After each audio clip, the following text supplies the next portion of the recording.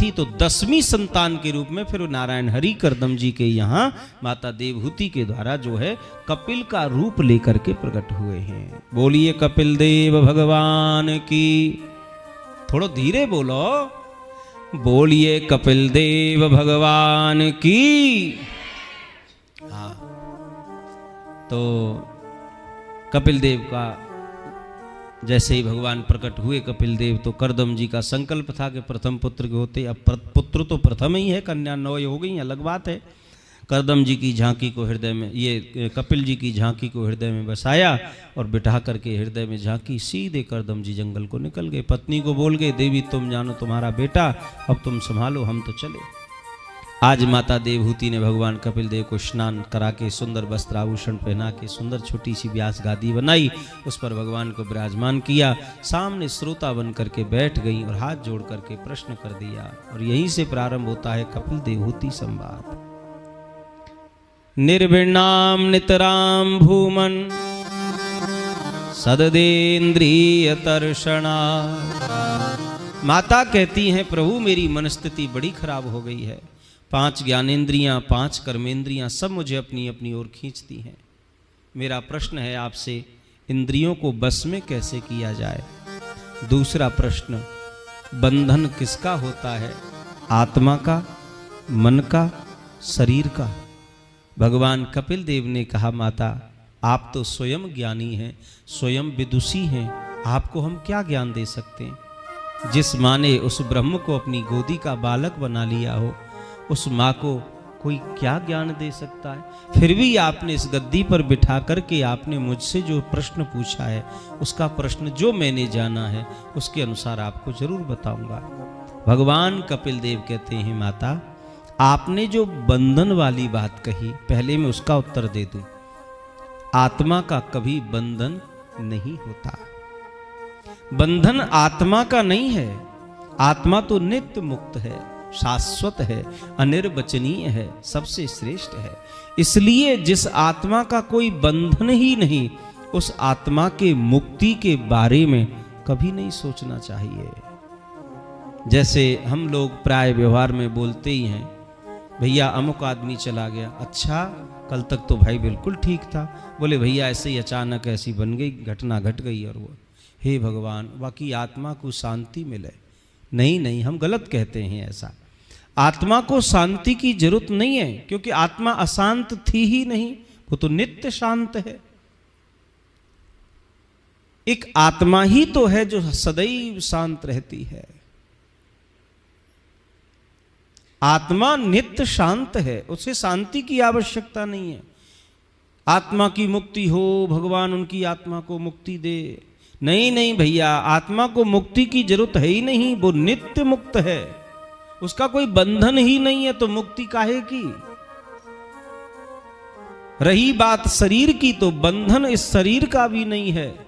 5 तत्वों से बना है, एक दिन ये शरीर 5 तत्वों में मिल जाएगा। हाँ माता, यदि बंधन किसी का है तो भगवान कपिल देव कहते हैं, बंधन इस मन का है। संसार के विषयों के प्रति यदि मन आसक्त है तो हम बंधे हुए हैं, और मन संसार से अनासक्त हो जाए तो हमारी मुक्ति हो जाएगी।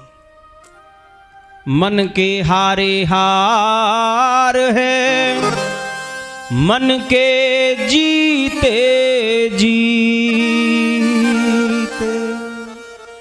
ये मन ही मिलावत राम सो,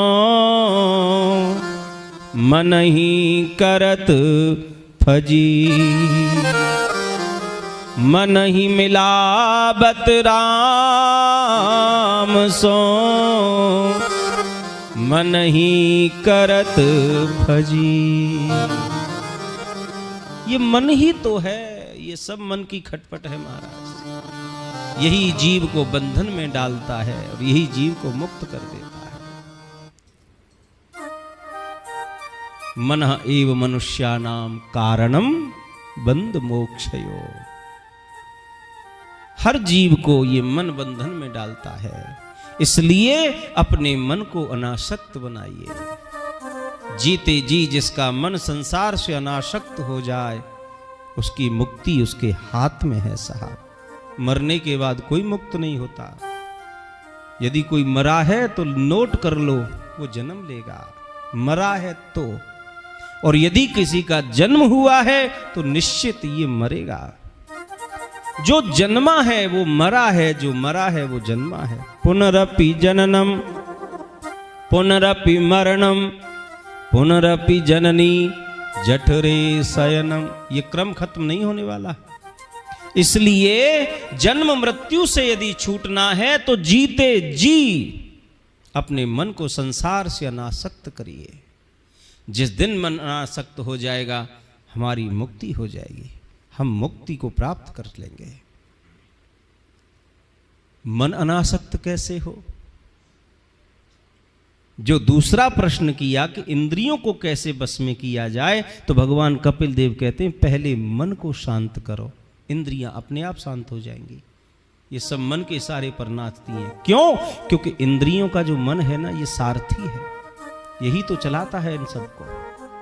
सारथी यदि शांत होगा तो इंद्रियों के ये जो घोड़े हैं वो सही मार्ग पर चलेंगे। और जब पता लगा कि सारथी का ही बुद्धि ठिकाने नहीं है, सारथी संग नहीं दे रहा है, तो घोड़े तो जहां चाहे वहां भागेंगे। तो क्या करना चाहिए? अहिंसा सत्यमस्तेयम यावतर्थ परिग्रह ब्रह्मचर्यम तपः शौचम स्वाध्यायम पुरुषार्चनम। मन को, इंद्रियों को वश में रखना है तो भगवान कपिल देव कहते हैं अहिंसा सत्यमस्तेयम। सबसे पहली बात कही, हम अहिंसक बने। अहिंसक का अर्थ है शुद्ध सात्विक भोजन करने वाले, सरल भोजन, परिमित भोजन, शुद्ध भोजन। सरल भोजन करो भैया, सादा भोजन खाओ, गोविंद के गुण गाओ। जो ज्यादा तीखो चिकनो चिपड़ो खामे, उनके मन को ठिकानो कहा महाराज। दिन भर चिड़चिड़ोपन रहेगो महाराज, क्रोध करेगो, गुस्सा करेगो। इसलिए सरल भोजन, सात्विक भोजन करो, सत्य का ज्यादा से ज्यादा पालन करो, ब्रह्मचर्य का ज्यादा से ज्यादा पालन करो, अच्छे अच्छे ग्रंथन को अध्ययन करो, गुरुजन, महापुरुष, माता पिता, इन सब की सेवा करो। धीरे धीरे मन शांत होगा। मन शांत होगा तो इंद्रियां अपने आप बस में हो जाएंगी। मैया, मेरो सबसे प्यारो भक्त वो है कौन? अहम सर्वेषु भूतेषु भूतात्मा वस्थित सदा। मुझ परमात्मा को जो सब में देखता है वो भक्त मेरा सबसे प्यारा भक्त है। भक्ति की 3 धारा बताई भगवान कपिल देव ने। पहली धारा विश्वास। इतना पक्का विश्वास रखिए कि जो भगवान मंदिर में विराजमान हैं, जिनकी हम रोज पूजा करने जाते हैं, वो भगवान मेरे घर में माता पिता के अंदर भी रहते हैं। वही भगवान पत्नी के अंदर भी हैं, पति के अंदर भी हैं, बच्चों के अंदर भी हैं, कुत्ता के, बिल्ली के, सूकर के, सबके अंदर हैं भगवान। ईश्वरः सर्वभूतानां हृदय अर्जुन तिष्ठति। प्रत्येक प्राणी में परमात्मा का वास है। इतना विश्वास मन में है तब भक्ति प्रारंभ होगी भैया। भक्ति की दूसरी धारा संबंध। भगवान के साथ कोई संबंध जोड़ो। बिना संबंध के भक्ति सफल नहीं होगी। क्या कहोगे? नहीं तो उसे कुछ तो उसके साथ संबंध बनाओ भाई। पुत्र बना लो, भाई बना लो, सखा बना लो, मित्र बना लो, पिता बना लो, स्वामी बना लो। मीरा ने तो भगवान को अपना पति बना लिया है। मेरे तो गिरधर गोपाल दूसरो न कोई, जाके सिर मोर मुकट मेरो पति सोई। कि ऐसे बर को क्या बरूं जो जन्मे और मर जाए। बर ये गोपाल को जस जुड़ लो अमर होए जा। तो कोई संबंध उसके साथ जरूर होना चाहिए, बिना संबंध के भक्ति नहीं होगी साहब। और अंत में कहा भक्ति की जो अंतिम धारा है वो समर्पण, मन वचन और कर्म से जो भी कुछ करो सब ठाकुर जी को समर्पित कर दो। तेरा तुझको अर्पण। पर यहां से बोलो भाई, यहां से हम लोग यहां से बोलते हैं तेरा तुझको अर्पण, बोलेंगे कछु करेंगे कछु और भीतर कछु।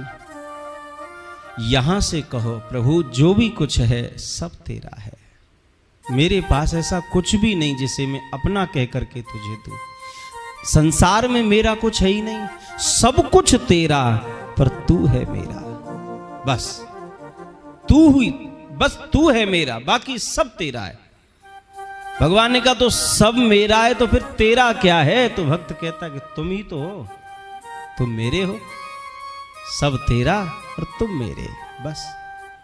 तो तुम्हारे पास काय की कमी है? ये जितना भी सब कुछ है ये भगवान का है, और जो इस सब का मालिक है वो तुम्हारा है। तो तुम तो भैया उससे भी बड़े हो गए। इसीलिए कहते हैं भगवान से भी कुछ मत मांगो, जब नहीं मांगोगे तो आपको वो देगा जो आप स्वप्न में भी नहीं सोच सकते थे।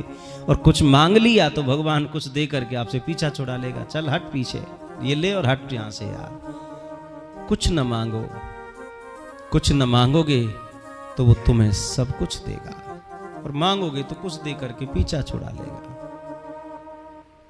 तो हम लोग केवल संसार की मोह माया में भटके हुए हैं। भगवान से भी मांगते हैं तो संसार की नश्वर चीज ही मांगते हैं, जो मांगने की चीज है वो भगवान